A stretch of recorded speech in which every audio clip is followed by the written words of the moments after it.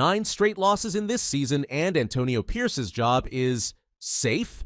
That's the buzz coming out of Las Vegas right now, and it's raising a lot of eyebrows around the league. I've been analyzing this situation closely, and there's more to this story than just the win-loss column. Let's break this down. The Las Vegas Raiders have been on a roller coaster this season. Some ups, but let's be real, a lot of downs.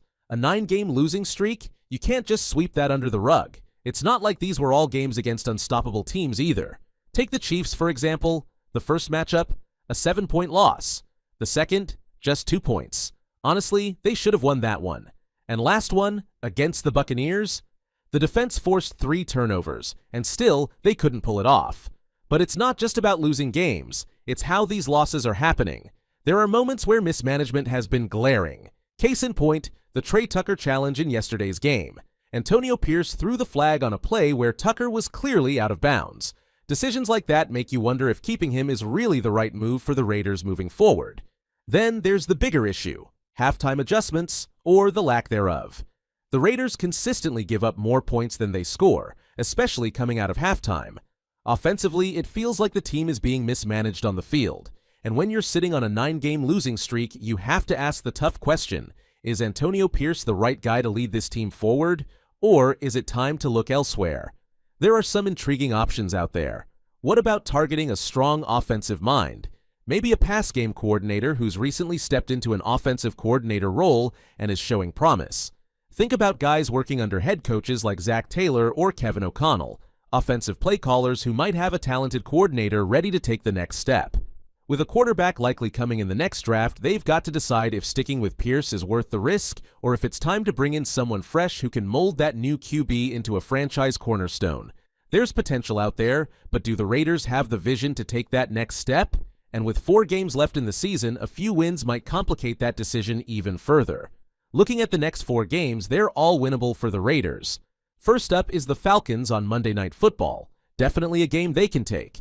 Then there's the Jacksonville Jaguars, and here's the thing. Trevor Lawrence is out for the rest of the season, which makes this matchup a prime opportunity for a win. Next, you've got the Saints. Derek Carr might be their quarterback, but he broke his non-throwing hand recently. Whether he'll be back in 3 weeks is still up in the air, and that could make this another favorable matchup. Finally, the Raiders close the season against the Chargers. The Chargers haven't looked great in the last match, and that could end up being a low-scoring, grinded-out kind of game. Another winnable one for the Raiders. But the problem is winning even 1 or 2 of these games could drop the Raiders' draft position significantly. Instead of a top 2 pick, they could end up somewhere around 8th or 9th. And if they're targeting a quarterback, that changes the options on the table. Players like Shedeur Sanders, Jalen Milroe, or Drew Aller are all generating buzz, but these guys need the right coach to unlock their potential.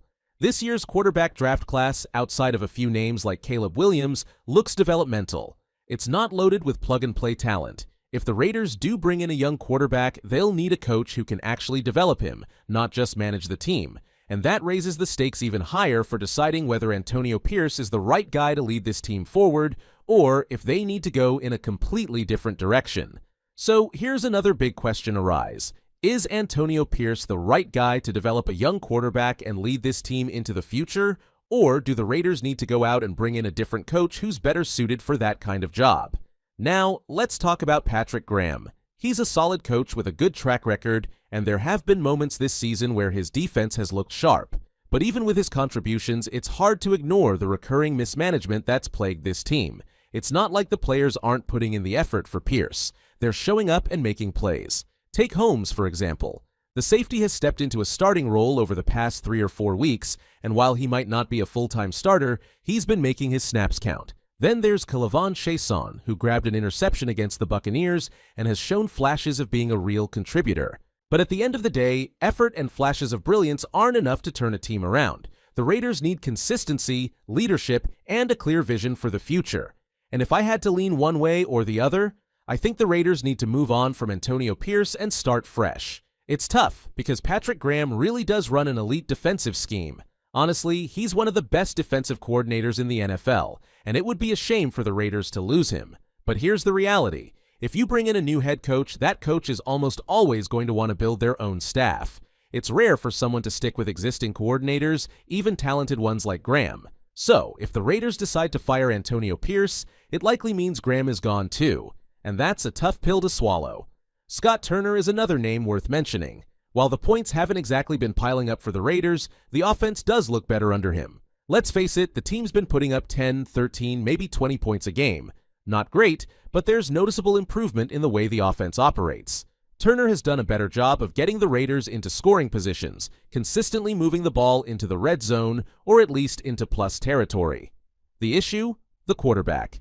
Without a reliable quarterback, you're not going to convert those opportunities into points, and that's been the recurring theme over the last 4 weeks. Still, Turner's system feels like it's headed in the right direction, and if the Raiders decide to keep Antonio Pierce, they'd likely keep Turner too. Looking at the potential coaching options out there, the Raiders actually have a decent pool to choose from. Right now, there are probably about 6 offensive coordinators in the NFL who could realistically step into a head coaching role. For example, the San Francisco 49ers have Clay Kubiak, who was highly regarded early in the season, though their offense has tapered off after the first few weeks.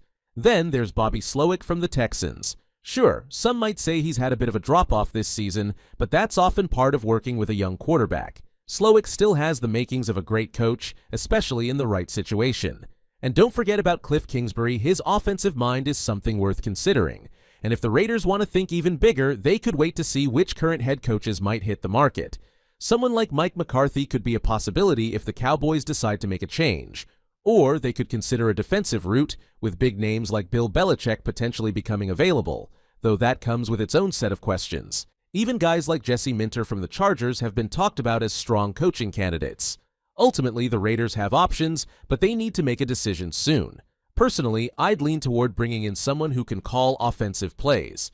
With the way the league is trending and the young quarterbacks entering the draft, having a head coach with an offensive mindset feels like the best way to set the team up for success. It's time to turn the page and focus on building something sustainable for the future. I get why some might argue for keeping Antonio Pierce around to develop a young quarterback. It really depends on the offensive staff he's able to assemble, and that could make all the difference. Still, the situation feels uncertain. If Pierce doesn't manage to win another game before the season ends, it's hard to justify keeping him. At that point, he'd have to be fired. It's as simple as that. Speaking of quarterbacks, though, there's finally some positive news on Aidan O'Connell.